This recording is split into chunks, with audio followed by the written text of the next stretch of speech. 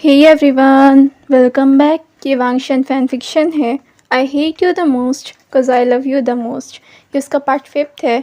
तो चलिए बिना देरी के शुरू करते हैं। हम लोग वीन को देखते हैं जो कि घर आते ही अपने आप को कमरे में बंद कर लेता है। वीन को पता था कि इतना सब कुछ होने के बाद डेफिनेटली वांगजी से मिलने का ट्राई तो करेगा, और अभी वह वांगजी से मिलकर ही आ रहा था। लेकिन उसे नहीं पता था कि वांगजी से मिलने के बाद वह खुद ही बेचैन हो जाएगा। उसके अंदर वे सारे इमोशंस वापस आ जाएंगे, जैसे कि डर, बेचैनी, जिन्हें वह कभी भी नहीं लाना चाहता, क्योंकि वह इतना कमज़ोर कभी भी फील नहीं करना चाहता। जब वांगजी विंग से मिलता है, वह कहीं पर भी ना प्रॉपर्टी, ना कंपनी, ना शेयर्स, किसी भी बात का जिक्र नहीं करता, बल्कि वांगजी सिर्फ विंग से मिलना चाहता था। वांगजी बोलता है कि उसने विंग को काफ़ी ज़्यादा मिस करा। विंग हंसने लगता है, क्यों, तुम्हारे अंकल ने मेरे बारे में कुछ बताया नहीं? वांगजी बोलता है, बताया है, लेकिन मुझे कोई फ़र्क नहीं पड़ता। बातों के दौरान वांगजी बोलता है कि वह विंग को पसंद करता है। इस पर विंग वांगजी से बोलता है, तुम शायद किसी सपने में हो, बेटर है कि रियलिटी में वापस आ जाओ। और ये कहकर विंग वापस जाने लगता है। वांगजी बोलता है, रुको, मैं सही कह रहा हूँ। विंग बोलता है, मिस्टर रान वांगजी, बेटर है कि आप चीज़ों को सोचना और समझना शुरू करें, और वैसे भी आप मेरे बारे में जानते ही क्या हैं। वांगजी बोलता है, मुझे नहीं परवाह, मुझे नहीं जानना। विंग हंसता है, शुरुआत में सभी लोग ऐसा कहते हैं। आप जाइए और जाकर चिंसू को संभालिए और अपने अंकल का ध्यान रखिए, कहीं उन्हें हार्ट अटैक ना आ जाए। ये सुनकर कि आप हमें पसंद करते हैं, वैसे भी वो मुझे कभी भी पसंद नहीं करेंगे, स्पेशली आपके लिए। वांगजी बोलता है, मैं चिंसू और अंकल दोनों को तुम्हारे लिए छोड़ सकता हूँ, और इनफैक्ट मैं इस पूरी दुनिया को तुम्हारे लिए छोड़ सकता हूँ विंग। ये सुनते ही विंग एकदम से हैरान हो जाता है और वांगजी को देखने लगता है। वांगजी की बातों में भी उसे सच्चाई दिखाई दे रही थी, उसके एक्सप्रेशन में भी और उसकी सारी बातों में भी, जैसे विंग बिल्कुल भी फील नहीं करना चाहता था, क्योंकि ये जानकर उसे पता नहीं कि अच्छा नहीं लगता। विंग बोलता है, मुझे नहीं परवाह। वांगजी विंग का नाम बुलाता रह जाता है, लेकिन विंग वहाँ से चला जाता है। आते वक्त बार बार विंग के सामने वांगजी का ही फेस आ रहा था, उसकी वे आँखें, उसकी वे बातें, और उनमें वो सच्चाई। विंग बोलता है, लेकिन अब मुझे कोई फ़र्क नहीं पड़ता, जो करना है करो। इसके बाद हम लोग वांगजी को देखते हैं। अब कुछ दिनों में उसकी हालत मानो ख़राब सी होने लगती है। वह थोड़ा स्ट्रेस भी था, न खाने पे ध्यान दे रहा था न पीने पर।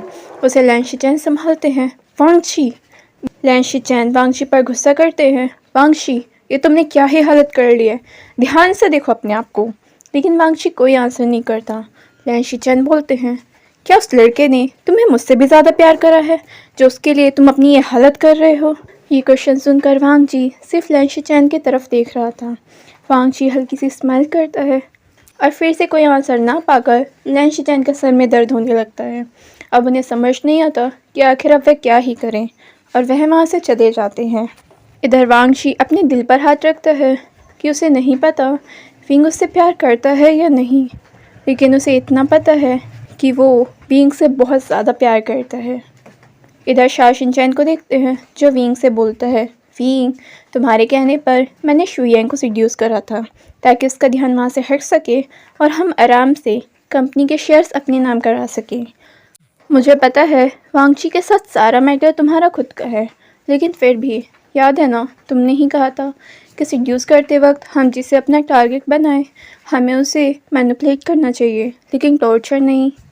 लेकिन विंग कोई आंसर नहीं करता और सिगरेट पीने लगता है। शा शिनचैन विंग की तरफ देखता है, देखो, मुझे वांगजी से कोई मतलब नहीं, तुम उसके साथ क्या करना चाहते हो, लेकिन मैं तुम्हें देख रहा हूँ कि तुम खुद भी तो ठीक नहीं हो। विंग बोलता है, रात काफ़ी हो चुकी है, आई थिंक तुम्हें अपने घर चले जाना चाहिए।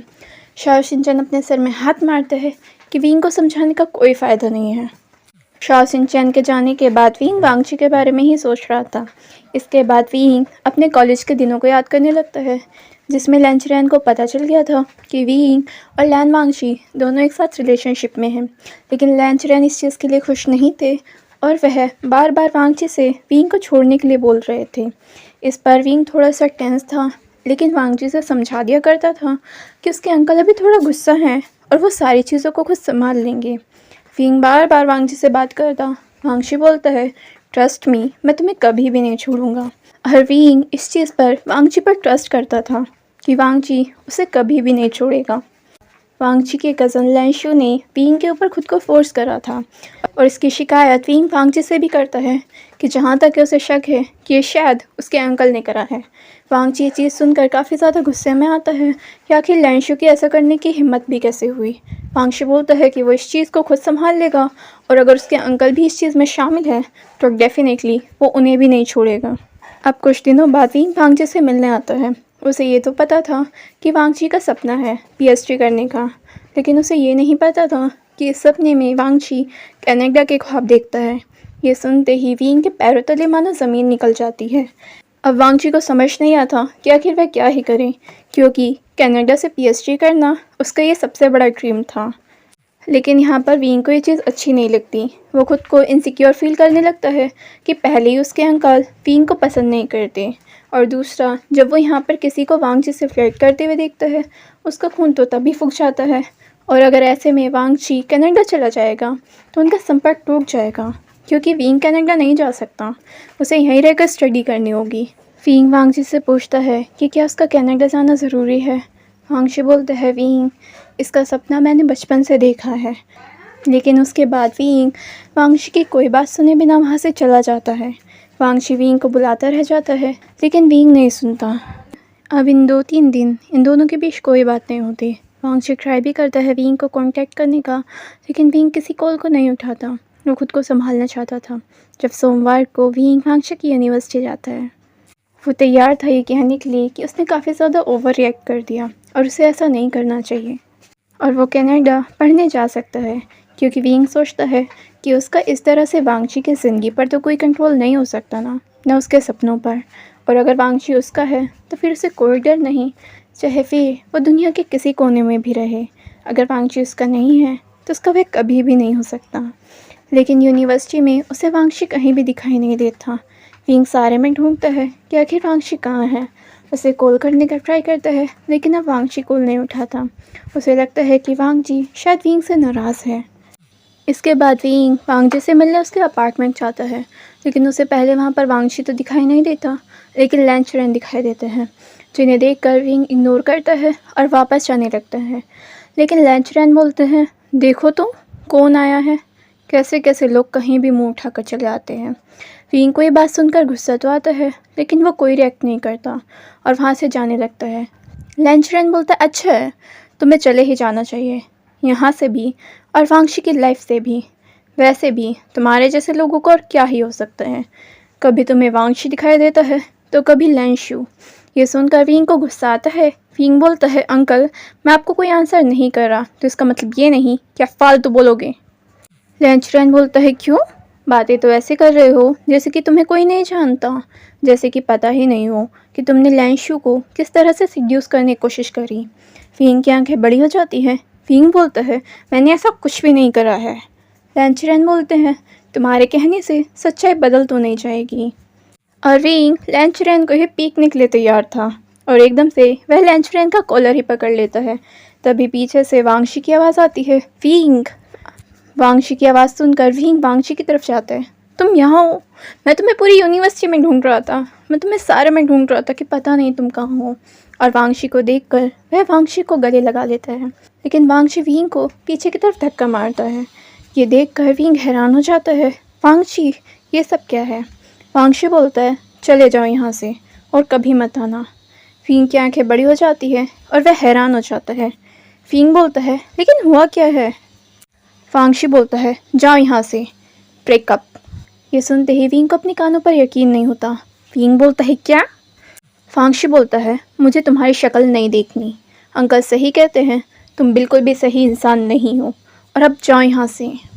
लैंचरेन बोलते हैं, मुझे गर्व है कि मेरे नेफ्यू ने मेरी बात सुनना ज़्यादा पसंद करा, ना कि तुम जैसे किसी बेकार के इंसान की जो उसके किसी काम का नहीं है। विंग बोलता है, वांग जी सीरियसली तुमने तो कहा था कि तुम मुझे कभी नहीं छोड़ोगे। लेकिन वांग जी बोलता है, विंग जाओ यहाँ से। लैंचरेन बोलता है, डेफिनेटली इसे अपने घर से बाहर ही फेंक दो। शुक्र करो विंग कि हमने तुम्हें तुम्हारे कॉलेज से सस्पेंड नहीं करवाया, वरना तुम्हारे जैसे लोगों की क्या औकात होती है हमें पता है। यहाँ तुम वांग जी से प्यार करने का दावा करते हो और वहाँ लैंशू के साथ ये चक्कर चलाते हो। फींग वांगशी की तरफ देखता है और तुम इस चीज़ पर यकीन करते हो, लेकिन इस पर वांगशी कोई आंसर नहीं करता और अपनी पलकें नीचे कर लेता है। फींग बोलता है मेरी तरफ देखो, लेकिन वांगशी फिर से कोई आंसर नहीं करता और फींग रोने लगता है। इसके बाद वांगशी फींग का हाथ पकड़ता है और उसे अपने अपार्टमेंट से बाहर ही निकाल देता है। फींग वहाँ पर ऐसे ही रोता रह जाता है, लेकिन कोई उसकी बात नहीं सुनता। फींग वापस घर आता है, उसे यकीन नहीं हो रहा था। वांगशी हमेशा बोलता था कि वह कभी उसे नहीं छोड़ेगा और हमेशा उसका साथ देगा, और उस दिन तब उसने लैंशु की बात बताई थी, तब भी वांगशी ने उस पर ट्रस्ट करा था। लेकिन आज तो मानो सारी चीज़ें गलत साबित हो गई हों, कि उसने जैसा वांगशी को समझा था, वांगशी वैसा कभी था ही नहीं। वांगशी ने उसकी किसी बात पर यकीन नहीं करा, न ही उसकी कोई बात सुननी चाहिए, और डायरेक्ट उसने ब्रेकअप कर दिया और उसने अपने अंकल को चूज़ करा। ये पता होते हुए भी कि विंग कैसा है, वांगशी ने उस पर विश्वास करना नहीं चाहा। इधर विंग बिल्कुल खामोश हो जाता है और वांगशी आगे पीएचडी करने के लिए कनाडा चला जाता है। यहाँ विंग ना किसी से ज़्यादा बोलता, ना कुछ करता और बिल्कुल खामोश था। घर पर भी सभी को उसकी चिंता होने लगती है और उसके दोस्तों को भी। अब विंग ज़्यादा किसी चीज़ में ना ही इन्वॉल्व होता और ना ही बात करता। उसके दोस्त उसे चेयर करने का ट्राई करते हैं, लेकिन ऐसा लगता कि मानो विंग पर कुछ फ़र्क ही नहीं कर रहा था। सबको लगता है कि विंग शायद इसलिए हो चुका है ऐसा क्योंकि वांगशी कनाडा चला गया है।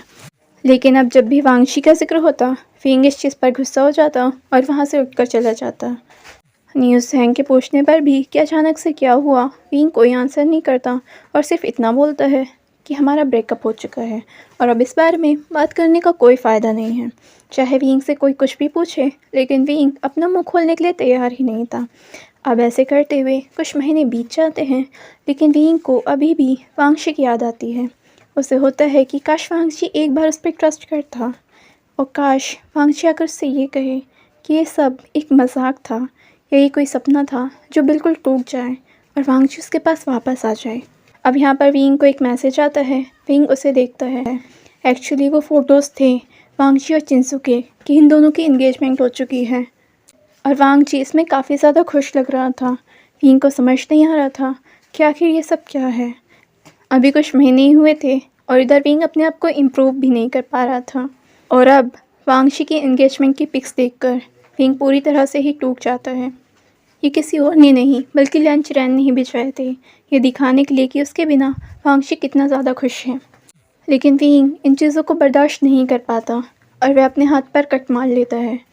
जब विंग की मदर उसके रूम में आती है विंग को खाना खाने के लिए बुलाने, क्योंकि उसने कोई आंसर नहीं करा था जब वह उसे बुला रही थी। वह देखकर हैरान हो जाती है और एकदम से डर जाती हैं कि आखिर विंग ने क्या कर लिया, और उसके बाद विंग को एडमिट करा जाता है। इधर विंग के पेरेंट्स को समझ नहीं आता कि ये तो पता था कि शायद विंग किसी चीज़ के लिए परेशान है, लेकिन उन्हें ये नहीं पता था कि ऐसी क्या बात है कि विंग ने ये सब करना चाहा। विंग की ये हालत सुनकर वहाँ पर नीहसेंग भी आता है। विंग के फादर नीहसेंग से पूछते हैं कि आखिर क्या ही बात है। नीहसेंग उन्हें बताता है कि विंग किसी से प्यार करता था और अब उनका ब्रेकअप हो चुका है, शायद विंग ने इसलिए ऐसा करा। ये सुनकर विंग के फादर को काफ़ी बड़ा धक्का लगता है। विंग की आंखें अगले दिन रात को खुलती हैं। जब विंग की आंखें खुलती हैं वह देखता है कि उसकी मदर वहीं पर सो रही थी और उसके फादर वहीं रूम में सोफे पर।